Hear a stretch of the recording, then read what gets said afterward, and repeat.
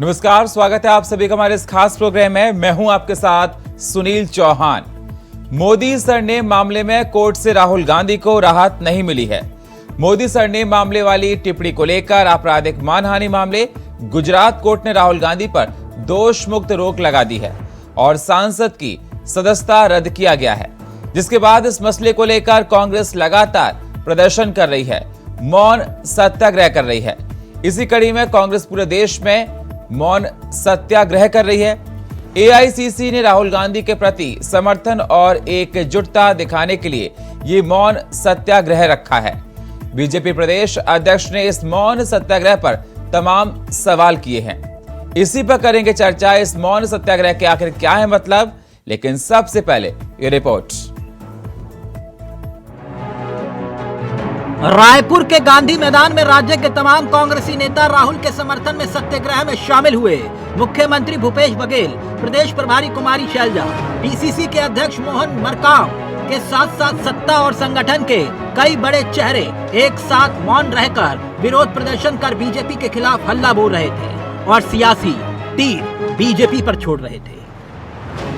Akhil Bharatiya Congress committee के निर्देश पर आज पूरे देश में प्रदेश मुख्यालयों में एक दिवसीय मौन धरना का आयोजन किया गया था, सत्याग्रह का आयोजन किया गया था। लोकतंत्र को खत्म करने की कोशिश की जा रही है। जो जनता की आवाज़ बुलंद करने वाले लोगों की आवाज़ बंद करने की बात हो रही है। राहुल जी की सदस्यता जिस प्रकार से रद्द की गई है और जिस प्रकार से उसके निवास को खाली करा गया है, और इसके विरोध में कांग्रेस पार्टी के द्वारा ये मौन सत्याग्रह का आयोजन, और जिसमें रायपुर में सभी जिलों से हमारे सब साथी लोग आए थे, हजारों के तादाद में, जिसमें वहीं बीजेपी कांग्रेस के इस सत्याग्रह पर सियासी कटाक्ष कर रही थी। बीजेपी प्रदेश अध्यक्ष अरुण साव ने कांग्रेस पर आरोप चस्पा किया और कहा, राहुल गांधी के समर्थन में मुख्यमंत्री भूपेश बघेल और कांग्रेस पार्टी के नेता मौन सत्याग्रह कर रहे हैं। कांग्रेस पार्टी का यही कृत्य पिछड़े वर्ग के जख्मों पर नमक छिड़कने का काम कर रहा है, क्योंकि एक तरफ राहुल गांधी ने पिछड़ों को अपमानित किया और दूसरी तरफ कांग्रेस खुलकर उनका समर्थन कर रही है। राहुल गांधी के समर्थन में आज भूपेश बघेल और कांग्रेस पार्टी मौन सत्याग्रह कर रही है। कांग्रेस पार्टी का यह कृत्य पिछड़ा समाज के जख्मों पर नमक छिड़कने का काम है। एक तरफ जहां राहुल गांधी ने पिछड़े वर्ग समाज को अपमानित किया, गाली दी और न्यायालय ने जिसे सजा दी हो इस काम के लिए, ऐसे व्यक्ति के समर्थन में मौन सत्याग्रह करना ये बताता है कि भूपेश बघेल जी और कांग्रेस पार्टी के लिए देश और संविधान से बढ़कर एक परिवार की चाटुकारिता करना है। न इन्हें देश से मतलब, न संविधान से मतलब। संविधान का भी अपमान कर रहे हैं, न्यायपालिका का भी अपमान कर रहे हैं, एक परिवार, एक व्यक्ति की चाटुकारिता के लिए। वैसे तो पूरे देश में कांग्रेस ने ये सत्याग्रह किया, मगर छत्तीसगढ़ में ये सियासी सुर्खियां ज्यादा इसलिए बना क्योंकि यहाँ कांग्रेस की ही भूपेश सरकार चल रही है। ऐसे में बीजेपी के लिए सियासी वार करना जरूरी ही नहीं, मजबूरी भी था, क्योंकि चुनाव चौखट पर है और कांग्रेस राहुल के बहाने छत्तीसगढ़ में विक्टिम कार्ड भी चल रही है। Chitra Patel, India voice, Raipur.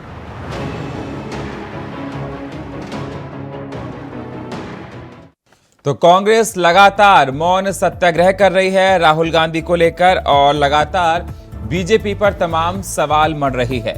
इस पर चर्चा करने के लिए हमारे साथ रविंद्र सिंह, प्रवक्ता भारतीय जनता पार्टी के हमारे साथ जुड़ चुके हैं, के शर्मा, वरिष्ठ पत्रकार हमारे साथ जुड़ चुके हैं, और अमित श्रीवास्तव, प्रवक्ता कांग्रेस के, थोड़ी देर में हमारे साथ जुड़ेंगे। बहुत बहुत स्वागत आप दोनों मेहमानों का हमारे साथ जुड़ने के लिए। रविंद्र सिंह जी, जिस प्रकार से देखा जाए कांग्रेस का मौन सत्याग्रह लगातार जारी है, कैसा लगा कांग्रेस का आपको ये मौन सत्याग्रह? कांग्रेस के मौन सत्याग्रह नहीं है, ये शान से झूठ का आग्रह और सत्य का अनादर है। ये लोकतंत्र का अपमान, संविधान निर्माताओं का अपमान, संविधान का अपमान और न्यायपालिका का अपमान है। कांग्रेस की ये राजनीति जो है उसके धरातल पे पहुंचने की पराकाष्ठा को बताता है। किस बात पर मौन सत्याग्रह है आप बताइए? एक व्यक्ति जो एक समाज का अनादर करता है, उस व्यक्ति को एक हाई कोर्ट से भी राहत नहीं मिलती है, उसकी सजा को बरकरार रखा जाता है। और भारत के कानून में लिखा हुआ है कि यदि किसी व्यक्ति को 2 साल की सजा दी गई तो उसकी संसद की सदस्यता जाएगी। और संसद की सदस्यता इसीलिए गई कि एक कोर्ट ने उसको सजा दिया है। और एक सजा याफ्ता आदमी के लिए मौन सत्याग्रह क्यों? क्या उसका दोष था?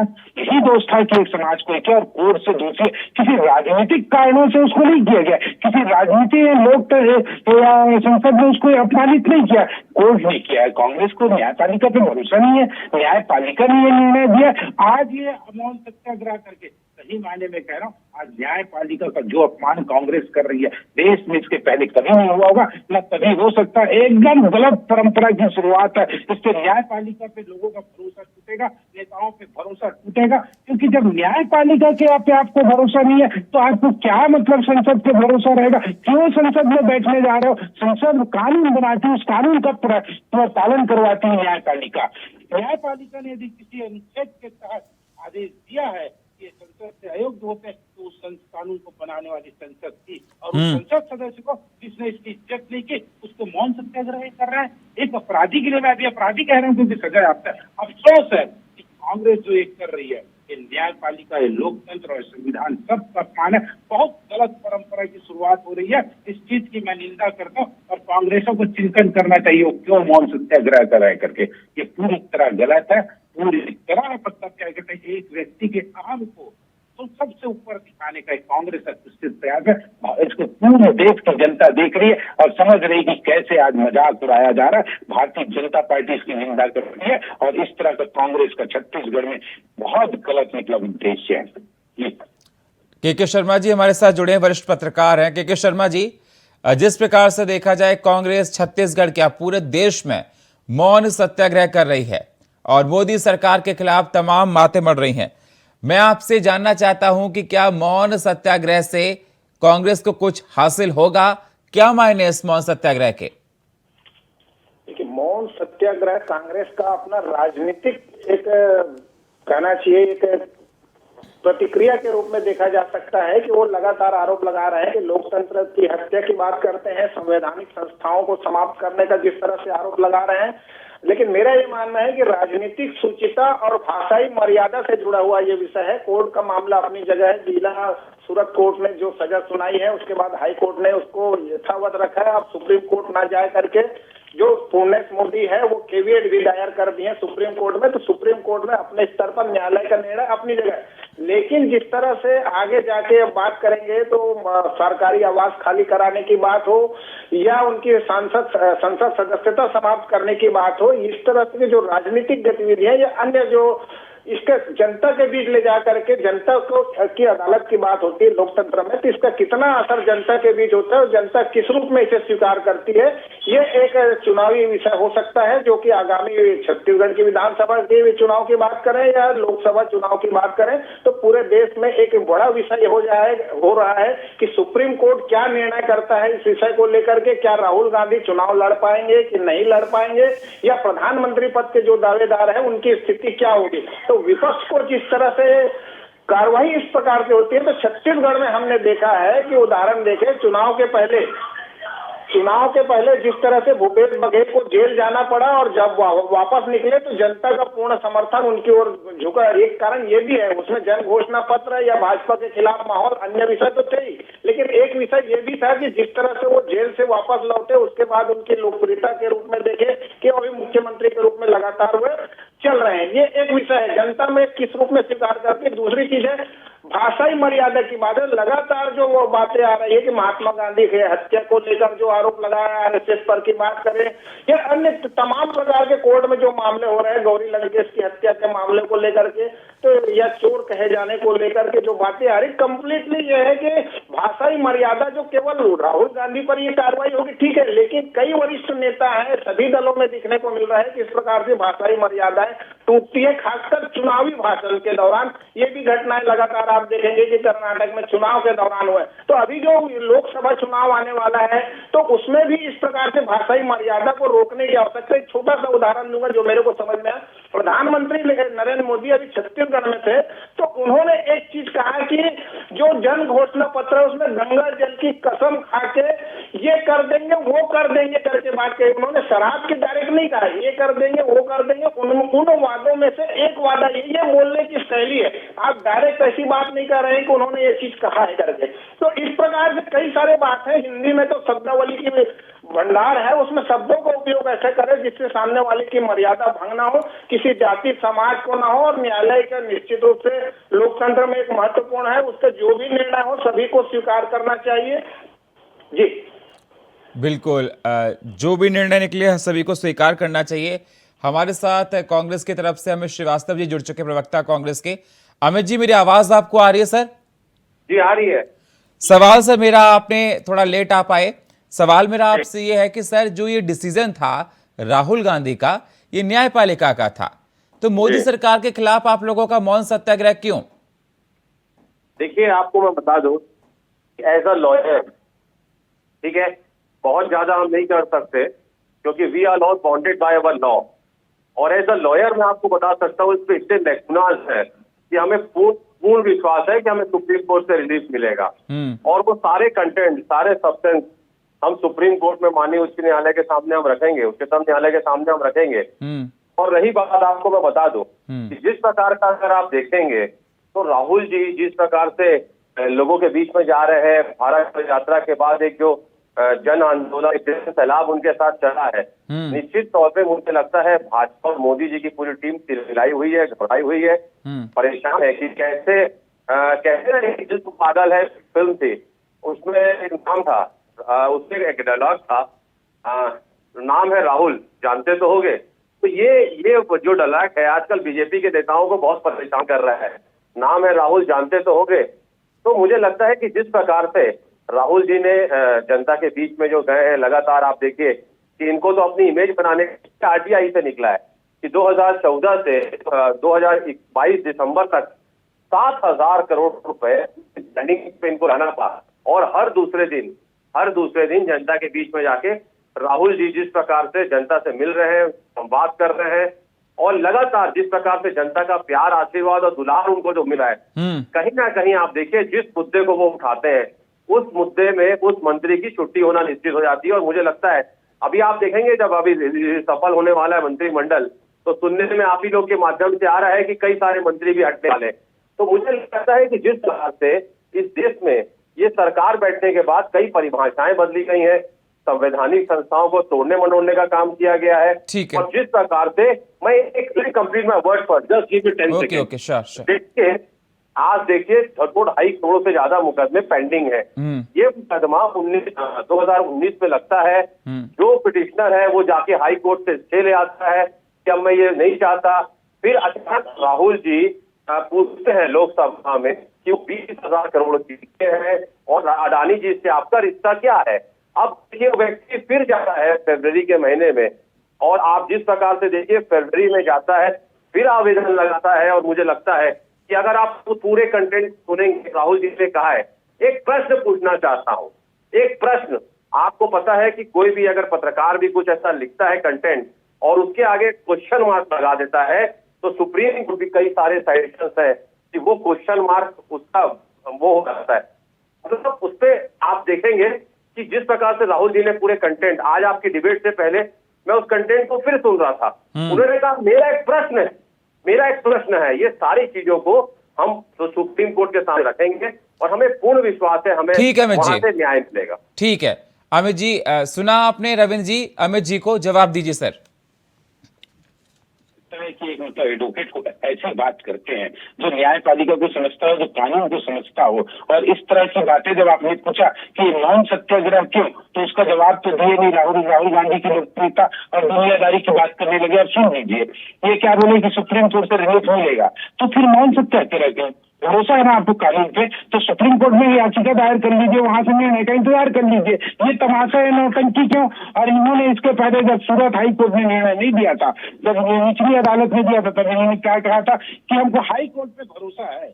अब हाई कोर्ट ने इनके अगेंस्ट में निर्णय दे दिया, तब इनको तकलीफ अब क्या बोल रहे हैं न्यायाधीश पे, न्यायपालिका पे, ये क्या क्या चर्चा कर रहे हैं बताइए।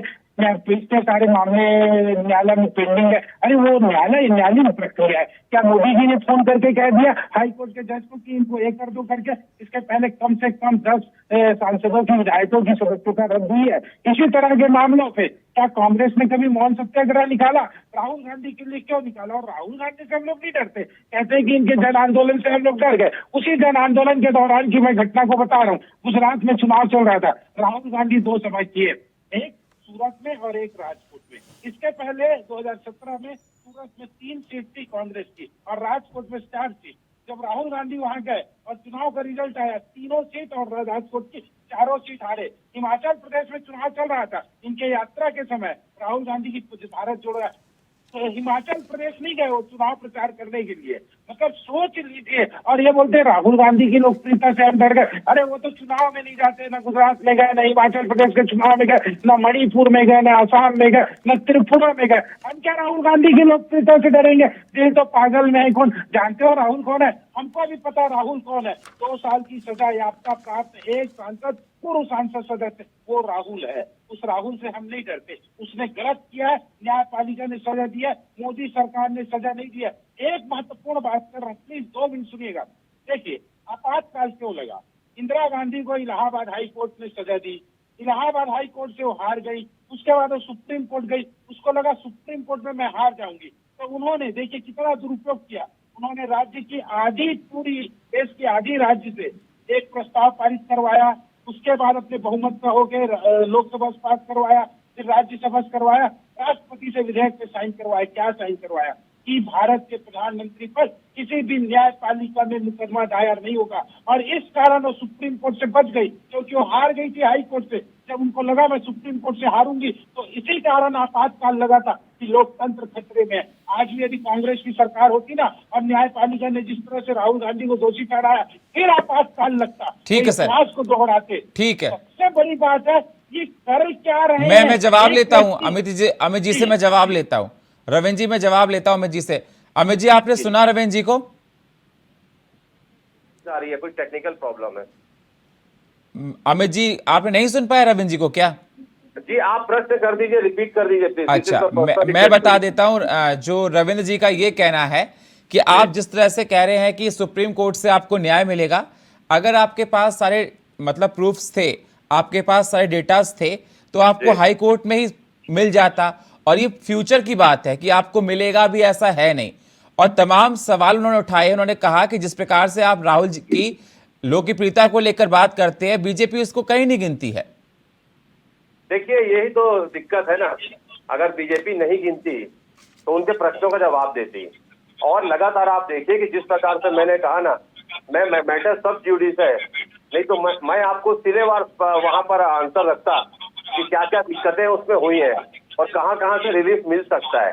और मैंने आप बताया कि जिस प्रकार से उन्होंने प्रश्न पूछा और उनको जिस प्रकार से ये पूरी कार्रवाई की गई, तो मुझे लगता है कि कहीं ना कहीं पूरी सरकार, केंद्र सरकार घबराई हुई है।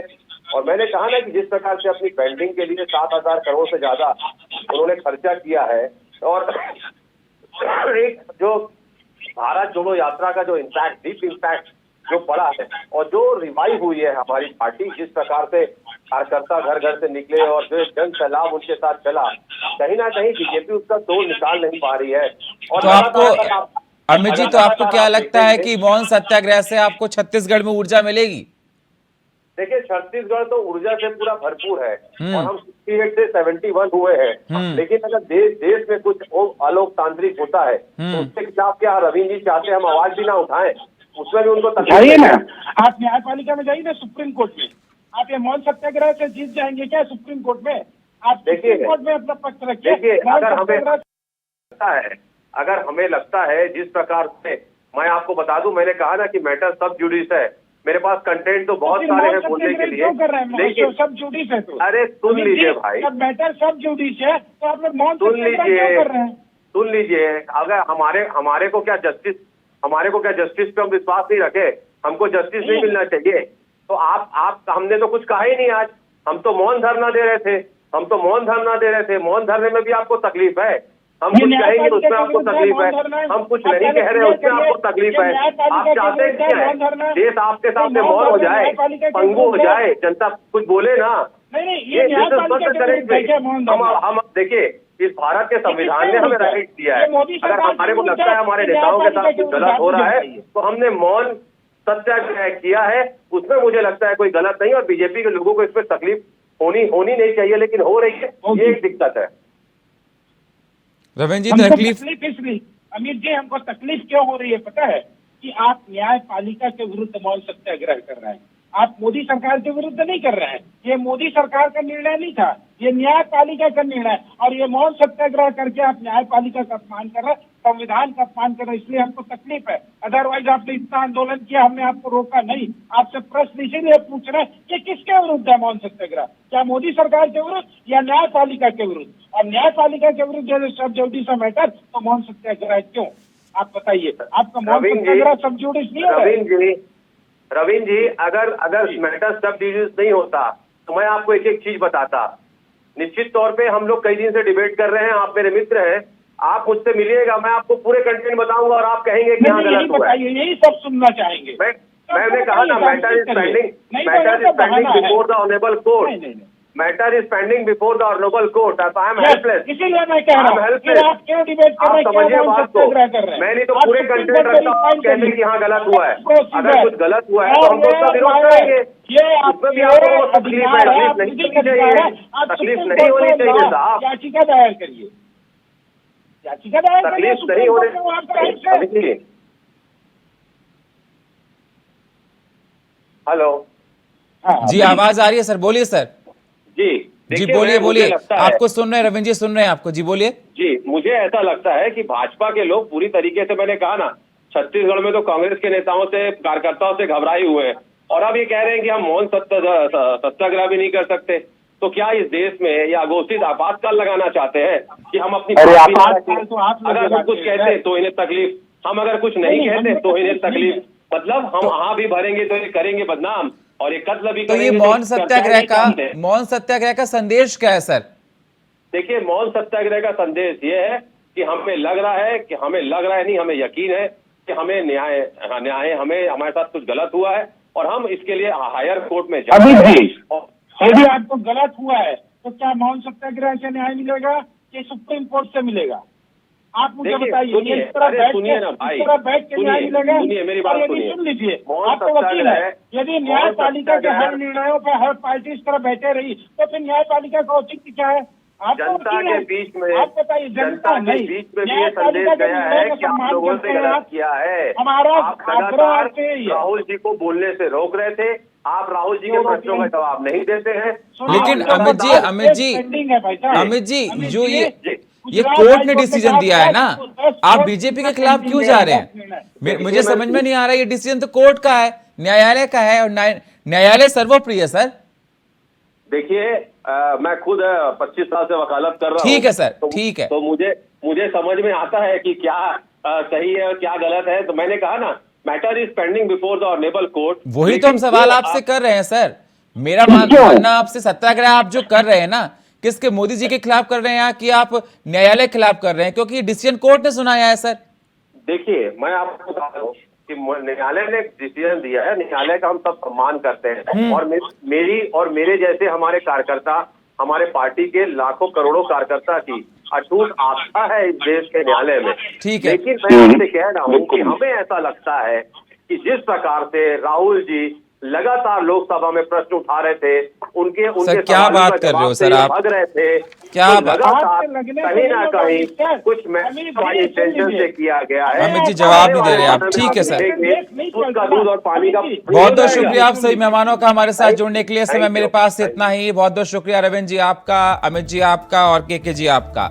लेकिन सवाल इस बात का निकलकर सामने आता है, अगर न्यायालय ने निर्णय दिया है तो मोदी सरकार के खिलाफ सत्याग्रह क्यों? और अगर सत्याग्रह कर रहे हैं तो इसका संदेश क्या है? कैसे कांग्रेस को नई ऊर्जा मिलेगी छत्तीसगढ़ में? ये तमाम सवाल निकल कर आ रहे हैं। अब पता नहीं, ये तो कांग्रेस की मंशा होगी कि इस सत्याग्रह का करने का मतलब क्या है। और फिलहाल हमारे इस खास प्रोग्राम में इतना ही। बाकी खबरों के लिए आप बने रहिए इंडिया वॉइस के साथ। तब तक के लिए नमस्कार।